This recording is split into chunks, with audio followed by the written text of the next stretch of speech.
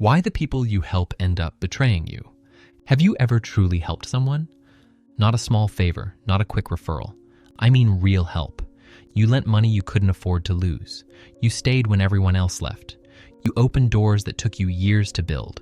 You defended someone who wasn't there to defend themselves. And after all of that, they disappeared. Or worse, they became critical. They gossiped. They turned into an enemy. If this has happened to you, you probably spent time wondering what you did wrong. You went back through your memories trying to find the moment you made a mistake. You concluded that people are no good, or that you're too naive. Neither of those conclusions is right. What happened has an explanation, and it runs much deeper than ingratitude. Friedrich Nietzsche, one of the most uncomfortable philosophers in history, understood this mechanism over 100 years ago, and what he discovered about the human ego, about emotional debt, and about the paradox of helping will completely change the way you see your relationships. Stay until the end. Because the last lesson is the one that transforms the most. What nobody tells you about helping someone. There's a widely held belief that helping is always a noble act, and that whoever receives help should be eternally grateful. The psychological reality is more complicated. When you help someone in a significant way, you're not just offering a resource. You're unknowingly shifting the invisible balance of the relationship. You become the one who can. The other person becomes the one who needs. And in the human mind, that difference creates a tension that most people can't name, but almost everyone feels. Nietzsche was one of the first to articulate this clearly. Receiving great help can lead someone to hate their benefactor, not out of malice, out of something far more primitive, out of ego, the invisible humiliation of needing help. There's something that happens inside a person when they need help, something that's rarely said out loud. The moment you extend a hand to someone, you become a witness to their weakness. They were at their limit. They couldn't manage alone. They needed you. For most people, this isn't just a difficult situation. It's an experience that touches something very deep. The need to feel capable, autonomous, sufficient. Nietzsche called this the will to power, not in the sense of dominating others, but in the sense of mastering one's own life, of feeling that you are the author of your story, that your achievements are yours, that your stability came from within. When someone helps you in a meaningful way, that narrative cracks. Even if the person is genuinely grateful in the moment, and often they are, there's an internal process that begins working in silence. And that process, if left unresolved, transforms gratitude into resentment. But how does this happen? How does someone go from grateful to bitter? The cycle of emotional debt. Imagine you helped a friend through a serious financial crisis. They thanked you, said they'd never forget it. And for a while, the relationship grew even closer. But months passed, and the debt, not just the money, but the emotional weight of having needed help, was still there. Every time you ran into each other, even if no one mentioned it, they knew. You knew. And that silence weighed heavily. Over time, they started avoiding contact. Then they began finding small flaws in you, criticized a decision here, made an ambiguous comment there, and when the moment came when you needed support the most, they weren't there. This isn't coincidence. It's a well-documented psychological pattern. Psychology calls it cognitive dissonance of debt. When a person can't repay what they owe, in money, in affection, in reciprocity, they enter a state of internal discomfort. And to relieve that discomfort, the mind begins rewriting the story. First, it minimizes what you did. It wasn't that big a deal. Then it finds flaws in you. They helped, but they have this bad side. Then it creates a narrative where you didn't deserve gratitude. They had their own interests in this too. And when the narrative is complete, you've become the villain in a story where you were the hero. The mirror. Nobody wants to see. There's a second dynamic that makes everything even more complex. When you help someone, sometimes you're not just offering a resource. You're involuntarily serving as a mirror. If you're financially stable and help someone who isn't, your stability becomes visible. If you're emotionally balanced and support someone in crisis, your equilibrium stands out. If you opened doors in your career because you worked years to get there, the contrast becomes clear. Nietzsche had a name for what happens when someone can't stand looking at that mirror: resentment. Resentment, in Nietzsche's philosophy, is not simply anger. It's something more sophisticated and more destructive. It's the rage of someone who feels powerless, transformed into moral judgment against whoever seems more powerful. Instead of rising, the person prefers to pull others down. Instead of being grateful, they diminish. Instead of being inspired, they criticize. Because bringing you down is easier than growing themselves. And here's the most brutal detail. All of this can happen with people you genuinely love, who aren't necessarily bad people, who may not even be aware of what they're doing. The role of unresolved pride. There's a force that operates behind almost every betrayal after an act of help, and it's rarely named wounded pride. Pride isn't necessarily arrogance. It's the need to maintain a self-image that is dignified, capable, and worthy of respect. And when someone needs help, especially in an intense or repeated way, that image cracks. The problem is that there are two possible paths after pride is wounded. The first is the path of maturity. The person acknowledges their vulnerability, accepts that they needed help, is genuinely grateful, and uses the experience to grow. They come out of the situation more human, more aware of their own limitations, and with a deeper relationship with the person who helped them. The second is the path of unresolved pride. The person can't sustain the image of someone who needed help. The discomfort is too great, and to restore their self-image, they begin distorting reality. On that second path, you, the one who helped, become a problem. Not because you did anything wrong, but because your very existence reminds the person of something they'd rather forget. That's why some betrayals seem to come out of nowhere. The relationship was fine, nothing changed, and suddenly the person pulled away, turned cold, started finding fault in you. What changed wasn't the relationship. It was that the weight of unresolved pride finally became too heavy to carry in silence. How this shows up in different contexts. This pattern isn't limited to one type of relationship. It appears in friendships, in families, and at work, with variations worth understanding. In friendship, betrayal after helping tends to be the most painful, precisely because the expectation of reciprocity is higher. You helped because you cared, not because you were obligated. And when the person pulls away or turns on you, the pain comes mixed with confusion. That's exactly why it hurts more. The help was genuine, and the response didn't match the intention. In family, the pattern gets more complicated because emotional debts are older and deeper. When you help a family member, you're often helping someone who already carries years of power dynamics, comparisons, and unresolved wounds.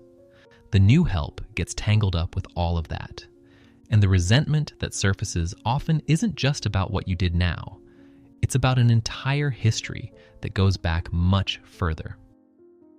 At work, betrayal after helping tends to be more calculated and less emotional, but no less painful. You recommended someone, opened a door, put your name on the line for them, and they use the opportunity to grow, then use that growth to surpass or ignore you. Here, the ego works differently. The person needs to believe they got where they are on their own merit, and you, who know where they came from, become an inconvenience to that narrative. How to identify it before the betrayal happens? Nobody has a crystal ball, but there are signs that over time you learn to recognize. Signs that indicate a person may not be able to sustain gratitude. The first sign is difficulty asking for help directly. People who come to you indirectly, who minimize their own need, who ask in a way that doesn't quite look like asking, generally have a difficult relationship with vulnerability. Accepting help will cost their ego dearly. The second sign is how they talk about people who helped them in the past. If the person has a history of relationships where the ones who supported them ended up as villains, pay attention. Not necessarily because they're a bad person, but because this may be their pattern for processing emotional debt. The third sign is an excessive need to appear self-sufficient. People who never admit difficulty, who always have everything under control, who rarely acknowledge their own mistakes. When they need help, they experience it as a threat to their identity, and threats create defensive reactions.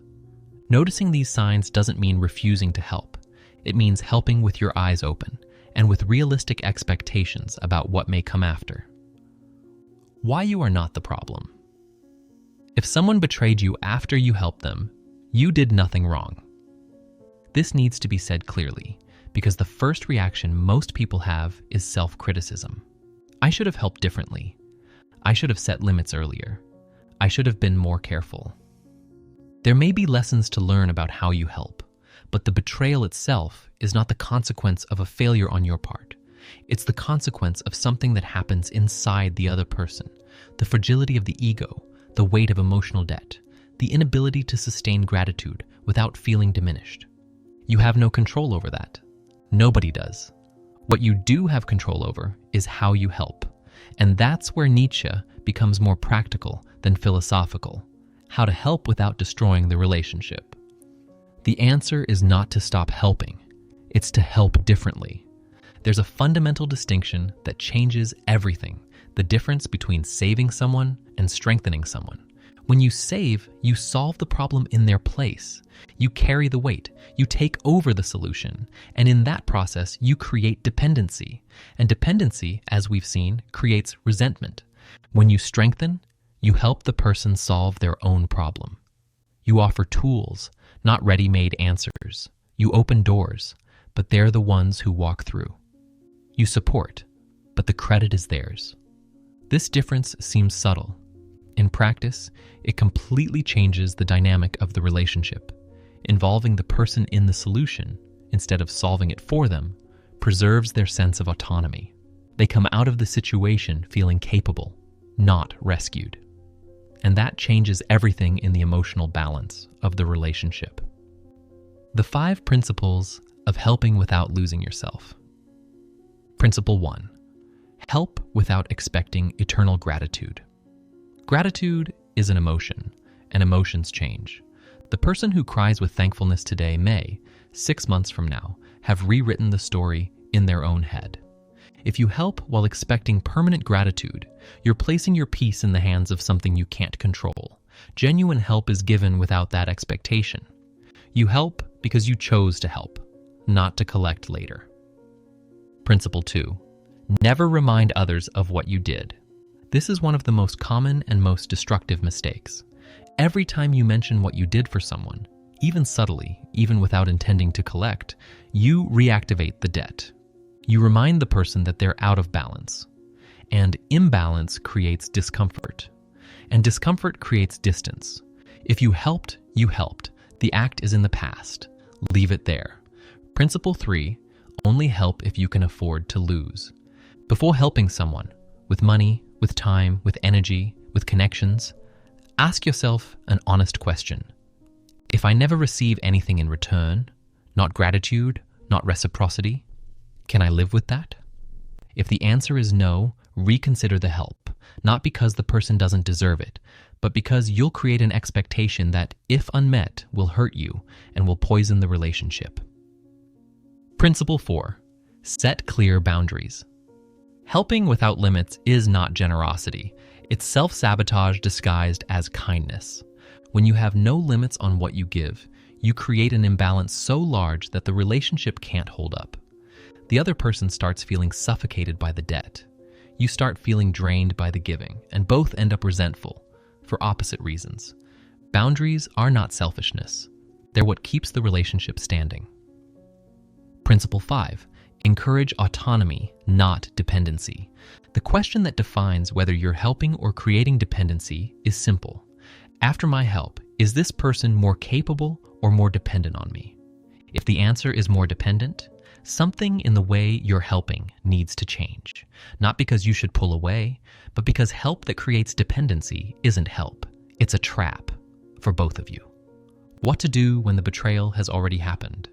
If you reach this point and you're thinking of a specific situation, someone you helped who turned their back on you, there's something important to understand.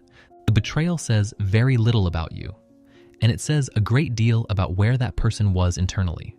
People who can sustain gratitude over time are people who have a healthy relationship with their own vulnerability, who can recognize that they needed help without feeling diminished by it, who see the help they received as part of a human network of reciprocity, not as a humiliating debt. People who transform gratitude into resentment are usually fighting something much larger than their relationship with you.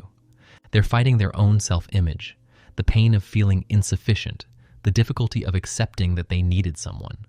Understanding this doesn't erase the pain of the betrayal, but it removes the weight of guilt you shouldn't be carrying. The hardest lesson: Nietzsche was not optimistic about human nature, but he wasn't cynical either. He believed that awareness, the act of understanding why things happen, was the first step toward living with more freedom.